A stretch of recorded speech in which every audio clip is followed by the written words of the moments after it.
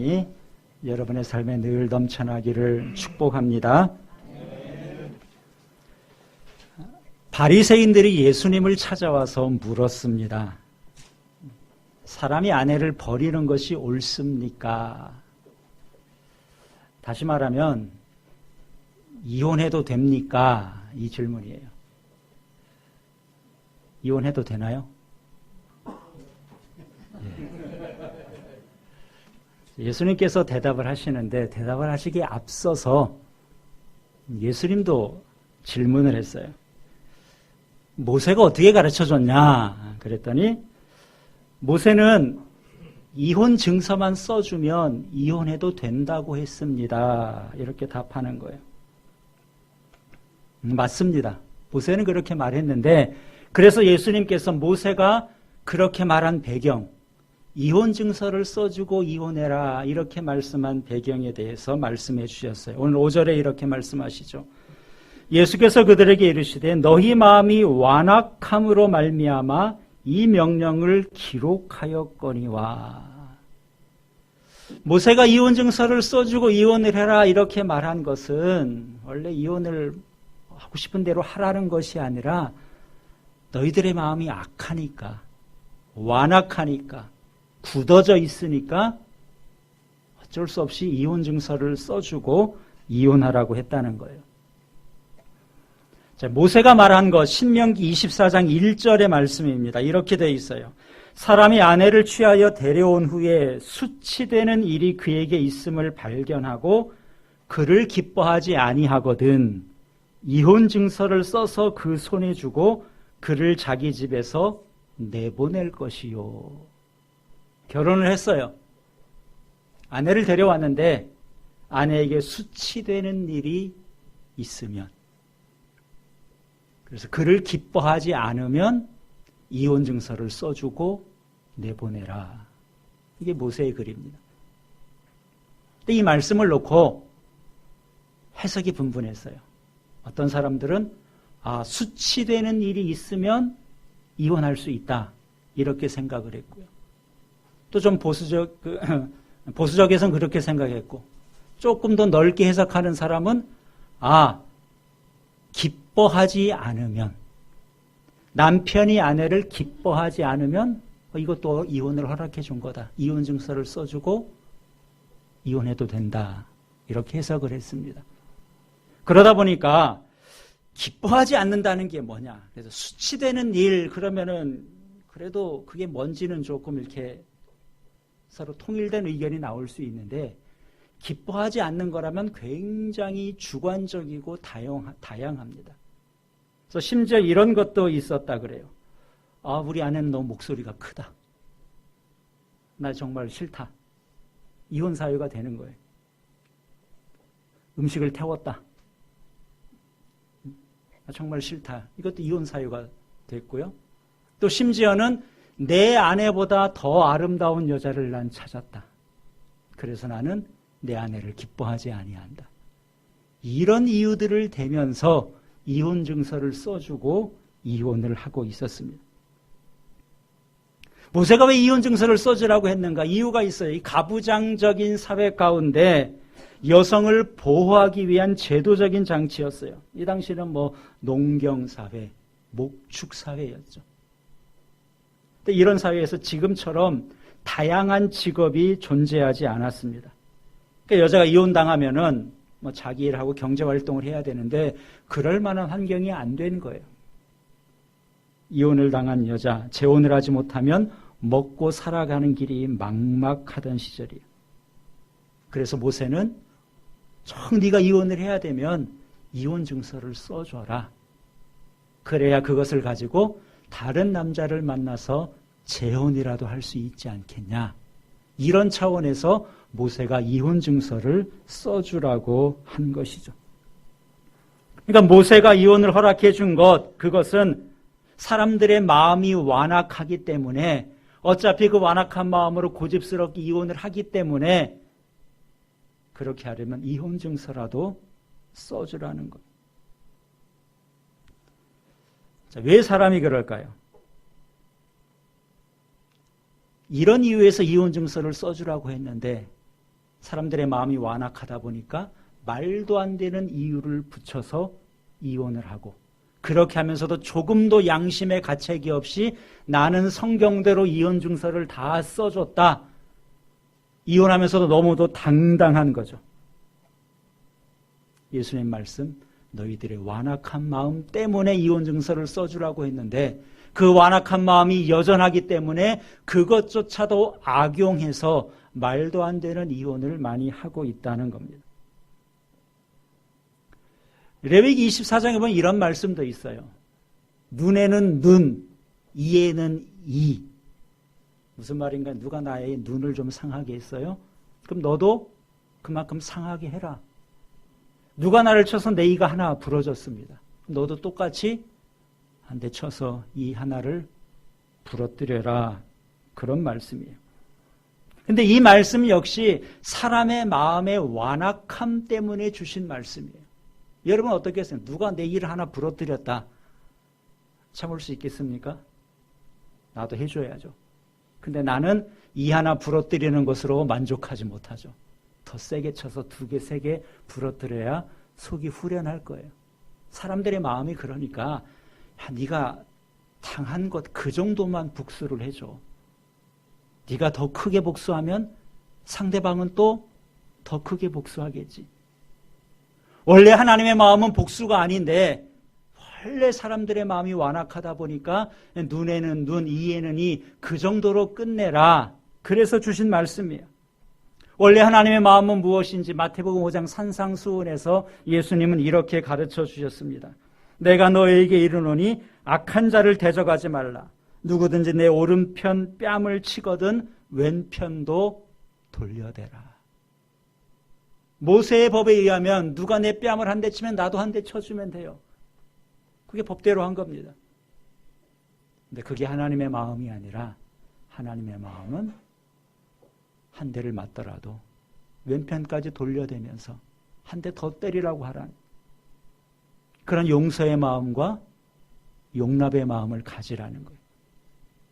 예수님 또 뭐라고 하셨습니까? 누가 너에게 속옷을 가지고자 하면은 겉옷까지 줘라. 억지로 오리를 끌고 가려고 하면은 심리까지 가져라. 이것이 하나님의 마음인데 사람들의 마음이 완악하기 때문에 율법을 통해 눈에는 눈, 이에는 이 이렇게 주셨다는 거죠. 자, 그러면 이혼에 대한 하나님의 원래 마음은 무엇입니까? 이혼 증서를 써주고 이혼하라는 것이 아니라 하나님의 원래 생각은 예수님 뭐라고 말씀하세요? 6절부터 다시 보시기 바랍니다. 오늘 본문 6절부터 9절까지 다시 한번 같이 읽겠습니다. 창조 때부터 사람을 남자와 여자로 지으셨으니 이러므로 사람이 그 부모를 떠나서 그 둘이 한 몸이 될지라.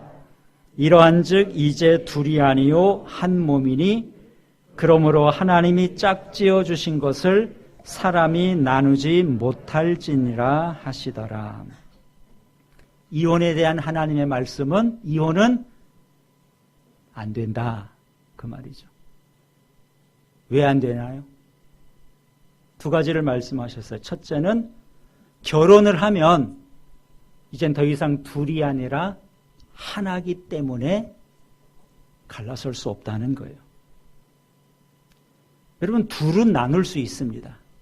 둘은 하나씩 나누면 돼요. 10이다. 이것도 나눌 수 있죠. 5씩 나누면 10도 나눌 수 있습니다. 하나를 나눌 수 있습니까? 그렇죠. 못 나누죠. 하나는 나누는 게 아니라 그것은 쪼개는 거예요.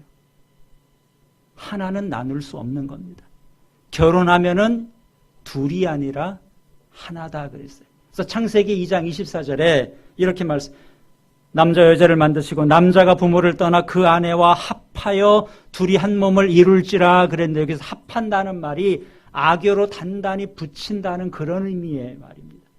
단단히 붙인 것을 강제로 떼면 쪼개지는 거고요. 양쪽 다 상처가 깊을 수밖에 없습니다. 하나이기 때문에 나눌 수 없다는 거예요. 또 하나의 이유가 있습니다. 이혼을 하면 안 되는 이유. 하나님이 짝지어 주신 것이기 때문에 사람이 나눌 수는 없다는 거예요. 두 사람을 만나게 하신 분이 하나님이라는 거예요. 하나님이 둘을 하나가 되게 하셨으니까 나눈다면 그 권한도 하나님에게 있다는 거죠. 하나님만 나눌 수 있다. 하나님이 나누시는 경우가 있어요. 어떤 경우에 나누십니까? 그렇죠. 죽음이죠. 한쪽이 먼저 세상을 떠나면 그것은 하나님이 나누신 것이다. 이렇게 말할 수 있어요. 그래서 보통 결혼 서약을 할 때 어떻게 말합니까?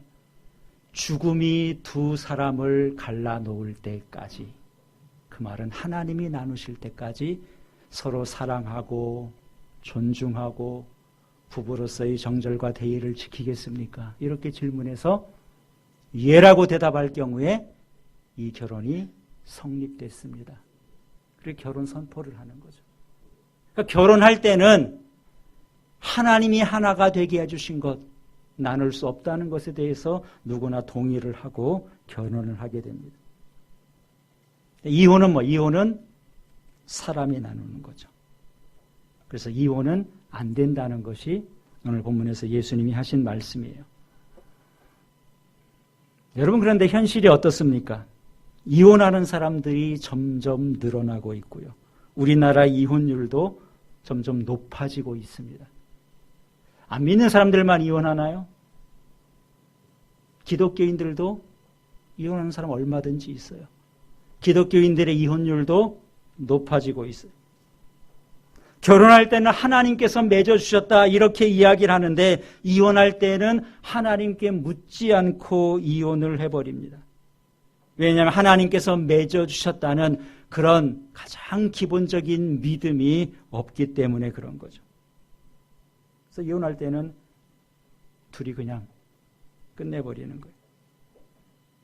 오늘 하나님 뭐라고 말씀하십니까? 하나님이 하나 되게 하신 것 사람이 나눌 수 없다. 이 말씀에 순종할 때 그것이 복이 되는 것이고요.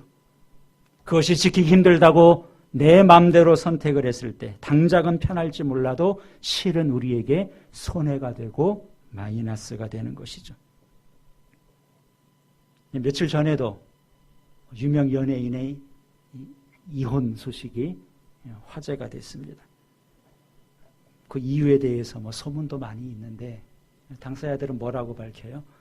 성격 차이 때문에 서로의 다름을 극복하지 못하고 헤어지게 됐다. 이렇게 발표를 했어요. 우리나라 사람들이 이혼할 때 이혼 사유가 무엇인가 통계를 냈습니다. 그런데 보니까 한 절반의 경우가 압도적으로 성격 차이 그렇게 말했어요. 이제 사실 애매한 이유이기도 합니다. 성격 차이가 47%, 경제 문제가 17%, 배우자의 부정이 7.5%, 가족 간의 불화 6.5%, 육체적인 학대 4%. 대부분의 사람들이, 절반 가까운 사람들이 성격 차이 때문에 이혼을 한다 그래요. 여러분 어떻습니까? 성격 안 맞는데 같이 사는 것, 이것처럼 힘든 것도 없죠. 어떻게 같이 살아요? 헤어져야지. 사실은 그것만이 답이 아니라는 거예요. 한 번 더 생각을 해보면 과연 나와 잘 맞는 사람이, 잘 맞는 성격의 사람이 있을까? 그런 사람을 만나면 결혼 생활이 완벽할 수 있을까? 여러분 어떻게 생각하십니까? 나랑 정말 잘 맞는 사람이 만났다. 여러분 그것도 좀 문제가 있을 것 같지 않아요? 그거 좀 답답할 것 같지 않습니까? 예수님께서는 그 둘이 한 몸이 될지라 그랬어요. 그냥 결혼하면 자동으로 둘이 하나가 된다 그 뜻은 아니겠죠. 둘이 한 몸이 될지라 그 말은 하나이니까 하나가 되기 위한 노력을 결혼과 동시에 시작해야 된다는 겁니다. 생각을 바꿔야 돼요. 함께 노력해야 돼요. 서로 다른 사람이 만나서 조화를 이루는 것이 결혼입니다. 그래서 서로 다른 것은 분명해요. 자라온 환경이 다르고 배운 것이 다르고 취미도 다르고 가장 근본적인 남자와 여자라는 아주 중요한 차이점을 가지고 있습니다. 서로가 다른 것을 드러내다 보면 끝이 없는 거예요. 그러나 서로가 서로를 받아주다 보면 상대방의 장점, 상대방의 모난 점, 상대방이 가지고 있는 단점들, 이런 것들을 내가 다 받아주고 품어주면 나와 다른 부분은 갈라서야 될 이유가 아니라 둘이 하나됨을 더욱더 풍성하게 하는 요소가 될 수 있는 거죠. 근데 많은 사람들이 하나됨을 위해서 노력하기보다는 우리는 다르다는 것만 부각시키면서 쉽게 헤어지는 쪽을 택하고 있는 겁니다. 젊은 사람들만 그런 것 아니죠. 요즘에 점점 늘어나는, 증가율이 높아지는 것이 황혼이혼이라고 하지 않습니까? 50대, 60대의 이혼이 늘어나는데 지난 19일에 한국보건사회연구원에서 이런 발표를 했어요. 50대, 60대 10명 가운데 4명은 한 40% 정도는 황혼이혼을 할 수 있다. 이렇게 답했다는 거예요. 안 맞으면, 수 틀리면 나도 그 정도는 각오하고 있다. 이렇게 말했다는 거예요. 문제가 생기면 문제의 원인을 서로 자기에게서 찾고 노력해야 되는데 이런 노력을 그렇게 하려고 하지 않아요. 이렇게 황혼이혼에 대해서 할 수 있다라고 생각한 사람들 대부분이 중소도시보다는 대도시, 남성보다는 여성, 저소득층보다는 고소득층에서 훨씬 더 강하게 나타났다고 합니다. 사람이 자기가 뭔가를 안다고 생각할수록 자기에 대한 분명한 확신을 가지고 있는데 그 확신이 옳고 그름에서 분명히 나온 것인가? 성경은 그렇지 않다는 거예요. 우리의 마음이 완악하기 때문에 그렇다. 완악하기 때문에 모든 것들을 바르게 해결하기보다는 부정적으로, 옳지 않은 쪽으로 해결하려는 경향이 나타난다는 거죠. 사람이 언제부터 이렇게 됐나요? 창세기 2장에 보면 하나님께서 남자와 여자를 만드셔요. 하와를 만드신 다음에 하와를 아담에게로 데리고 가죠. 아담이 하와를 처음 보고 뭐라고 합니까? 이는 내 뼈 중에 뼈요, 살 중에 살이다. 이렇게 놀라운 사랑의 고백을 하는데 아담과 하와가 선악과를 따먹고 범죄하게 됩니다. 범죄하게 된 다음에 아담이 뭐라고 말합니까? 부부 사이에게도 금이 가기 시작하는데 하나님께서 왜 먹지 말라고 한 나무 열매를 먹었냐 그랬더니 아담의 말이 하나님이 나에게 주셔서 함께하게 한 여자 그가 나에게 줌으로 내가 먹었습니다. 왜 먹었다는 거예요? 하나님 때문에 먹었다는 거예요. 하나님께서 이 여자를 주시지 않았습니까? 이 여자가 나에게 줘서 먹었습니다. 자기가 잘못한 것을 생각하기 이전에 문제의 원인을 상대방에게 돌리고 하나님께 돌립니다. 마음이 완악해졌다는 거예요. 사탄이 유혹하면서 뭐라 그랬습니까? 사탄이 유혹할 때 선악과를 먹어라. 이것을 먹으면 너의 눈이 밝아져서 선악을 분별하게 된다 그랬어요. 사탄이 그렇게 유혹을 한 겁니다. 먹으면 눈이 밝아지고 선악을 분별하게 된다. 그래서 먹었어요. 먹었더니 성경은 이렇게 말하죠. 이에 그들의 눈이 밝아져 자기들이 벗은 줄을 알고 무화과 잎을 엮고 치마로 삼았더라. 눈이 밝아지긴 밝아졌습니다. 그런데 바람직한 쪽으로 밝아진 것이 아니에요. 선악을 제대로 분별하는 쪽으로 밝아진 것이 아니라 엉뚱한 쪽으로 눈이 밝아졌어요. 죄 짓는 쪽으로 눈이 밝아졌습니다. 선악을 제대로 분별하는 자가 된 것이 아니라 무엇이 선이고 악인지 혼동하기 시작했어요. 자기는 다 선이라고 생각하고 상대방의 문제가 있다라고 생각하는 선과 악을 분별하는 자가 아니라 선과 악을 모르는 자가 된 거예요. 그래서 그 다음 장에 보면 가인과 아벨 이야기가 나오지 않습니까? 가인과 아벨이 제사를 드렸는데 하나님께서 가인의 제사를 받지 않고 아벨의 제사만 받으셨어요. 그럼 가인이 어떻게 생각해야 됩니까? 자기 문제가 뭔지 자기를 돌아봐야죠. 그것을 돌아보고 다음에는 좀 하나님이 받으실 만한 제사를 드려야 되겠다. 이렇게 생각해야 정상인데 성경은 가인이 분을 냈다고 했습니다. 자기 마음을 그 분노를 억제하지 못해요. 그래서 그 분노를 누구를 향해서? 자기 동생을 향해서 표출하는데 자기 동생을 들로 끌고 나가서 쳐 죽이게 됩니다. 문제의 원인을 자기에게서 찾지 않고 하나님에게서 찾고 동생에게서 찾고, 그러면서 자기가 잘못했다고 생각하나요? 그렇게 생각한 것이 아니라 도리어 자기가 피해자라고 생각하고 상대방에게 책임을 돌리는 것. 이처럼 우리 인간의 마음이 완악해졌고 선악을 분별한다는 면에서는 제대로 분별 능력을 상실했다는 겁니다. 다윗 왕의 경우를 보세요. 다윗은 모든 면에서 성경이 굉장히 칭찬하고 있는 사람입니다. 하나님 마음에 합한 사람이라고 하는데 다윗이 왕으로 있으면서 재판하는 문제에 대해서는 그렇게 탁월하지 못했던 것 같아요. 왜냐하면 그의 아들 압살롬이 반역을 일으키는데 어떻게 사람들의 마음을 샀냐 하면 왕에게 재판을 받으러 가는 사람들을 자기가 먼저 만났습니다. 그래서 우리 아버지 왕에게 가도 이 문제를 잘 못 해결해 줄 것이다. 내가 해결해 줄게. 그러면서 백성들의 마음을 샀다 그랬어요. 아마 이것을 보면은 다윗은 많은 면에서 훌륭했지만 제대로 분별해서 재판하는 그 일에는 좀 미숙한 점도 있지 않았나 이렇게 생각을 하게 됩니다. 근데 압살롬이 반역을 일으켰다 실패하게 되죠. 그리고 다윗의 뒤를 이어서 솔로몬이 왕이 되는데 솔로몬이 왕이 된 다음에 우리가 잘 아는 하나님께 1000번제를 드리고 그날 밤에 하나님께서 솔로몬에게 나타나셔서 내가 너에게 무엇을 하여 줄까 묻습니다. 솔로몬이 무엇을 구하나요? 지혜를 구했습니다. 자, 성경을 제가 그대로 읽어드리겠습니다. 솔로몬이 이렇게 말하는 거예요. 누가 주의 이 많은 백성을 재판할 수 있사오리이까? 듣는 마음을 종에게 주사 주의 백성을 재판하여 선악을 분별하게 하옵소서.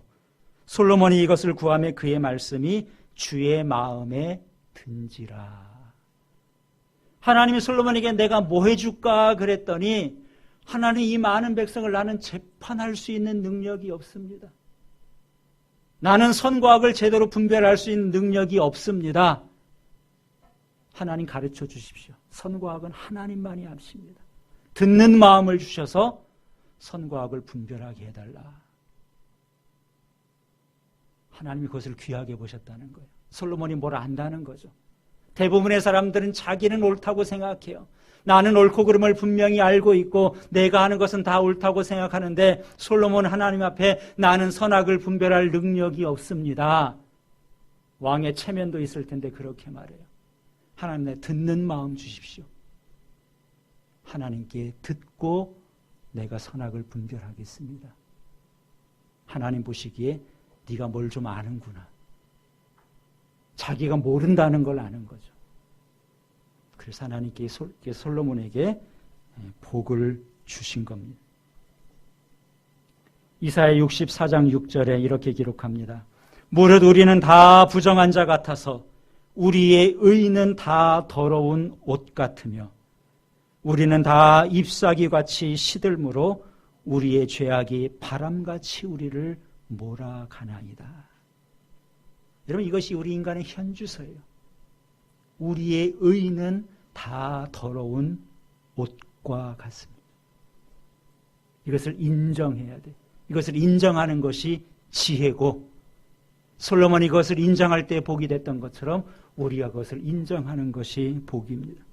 우리가 이것을 인정하지 않으면 우리의 결혼 생활도 우리의 사회 생활도 우리의 교회 생활도 끊임없이 문제가 생길 수밖에 없어요.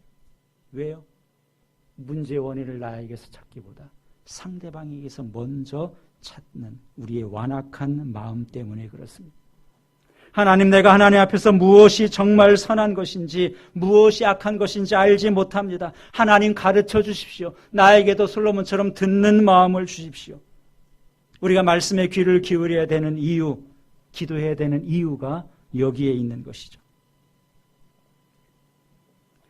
예수님 당시 예수님을 찾아온 사람들 크게 두 부류로 나눠볼 수 있습니다. 한쪽은 배우려고 온 사람들이 귀한 말씀을 들으려고 온 사람들이고, 또 한 부류는 예수님을 시험하려고 온 사람들이. 시험하려고 온 사람들. 자, 오늘 본문도 1절을 한번 보시기 바랍니다. 1절에 뭐라고 되어 있어요? 예수께서 거기서 떠나 유대지경과 요단강 건너편으로 가시니 무리가 다시 모여들거늘 예수께서 다시 전례대로 가르치시더니 그랬어요. 많은 사람들이 예수님께 배우려고, 예수님의 말씀의 뭔가 권세와 능력과 정말 그것이 지혜의 말씀이라는 것을 알고 소문을 듣고 배우려고 찾아왔습니다. 그런데 이런 사람만 있었던 것이 아니라 2절에 보면 반대의 경우도 있죠. 바리새인들이 예수님께 나와 물었는데 성경은 선한 의도가 아니라 시험하러 물었다. 그걸 본문에서 이혼해도 됩니까? 몰라서 배우려고 나온 게 아니에요. 자기들은 다 안다. 우린 아는데 예수님을 올무에 걸려고, 예수님을 시험하려는 악한 의도. 사실은 어리석은 거죠. 이 당시 이혼에 대한 질문은 굉장히 민감한 주제였어요. 우리가 앞에서도 본 것처럼 세례 요한이 왜 죽었습니까? 헤롯 대왕이 이혼한 것에 대해서, 그렇죠? 이혼한 그것이 잘못됐다고 지적했다가 세례 요한이 죽잖아요. 근데 예수님이 계신 갈릴리 그 지역은 헤롯 왕의 영향 아래 있던 지역이에요. 이런 일들이 있으니까 왕이 이혼을 했기 때문에 이혼이라는 문제를 꺼내는 것만으로도 굉장히 민감한 주제입니다. 근데 예수님께 와서 이혼해도 되는 겁니까? 이렇게 물은 거예요. 예수님 이혼 그거 절대 안 되지 이렇게 말하면 세례 요한처럼 될 수도 있는 거예요. 아, 이혼 모세가 하라 그랬으니까 해도 돼. 이렇게 이야기하면 예수님을 따르는 많은 사람들이 실망하고 돌아가게 될 겁니다. 그러니까 야, 이 정도 질문하면 예수님도 곤란하겠지. 예수님을 공경에 빠뜨릴 수 있겠지. 그래서 예수님을 시험하기 위해서 물었다는 건데 이것이 바로 우리 인간의 어리석음이고요. 이것이 우리가 마음이 완악하다는 증거입니다. 오늘 여러분도 예배당에 나와서 말씀을 듣습니다. 말씀을 들으러 온 사람들이에요. 여러분 어떤 자세로 말씀을 듣습니까? 우리에게는 선악을 분별할 능력이 없습니다. 그것을 인정하고 겸손한 자세로 말씀을 들어야 돼요. 오늘 들은 말씀이 뭔가요? 이혼에 대한 말씀이죠. 거기에 대해서 예수님 뭐라고 하셨어요? 안 된다는 거예요. 하나님이 사람을 만드셨습니다. 결혼제도도 하나님이 만드셨어요.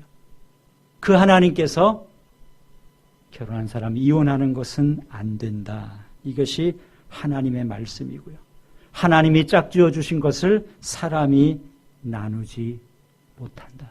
이것이 오늘 우리에게 주신 말씀이죠. 이것이 하나님의 말씀이라면 내 지혜로 이것을 평가하는 것이 아니라 그것은 구시대적인 생각인데요.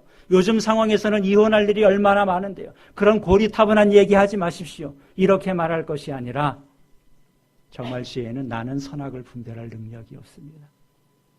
주님의 말씀을 내가 겸손히 받아들이게 해주십시오. 오늘 결혼하고 처음 예배에 오신 분도 계세요. 어제는 주례가 없는 결혼식이어서 제가 주례를 하면 이 말을 막 했을 텐데 못했습니다. 마침 오늘이 이 본문이에요. 주례사다 이렇게 들으시고 마음에 잘 새기시면은 결혼을 통해서 풍성한 은혜를 누릴 수 있습니다. 신혼부부만이 아니라 우리 모두가 마찬가지예요. 살다 보면 문득문득 이혼이라는 단어를 떠올릴 때가 있습니다. 그렇죠? 고개를 끄덕끄덕 하시는데 그럼 그때마다 스스로 이 세 가지 질문을 한번 해보세요. 첫째 질문은 가정의 주인은 누구인가?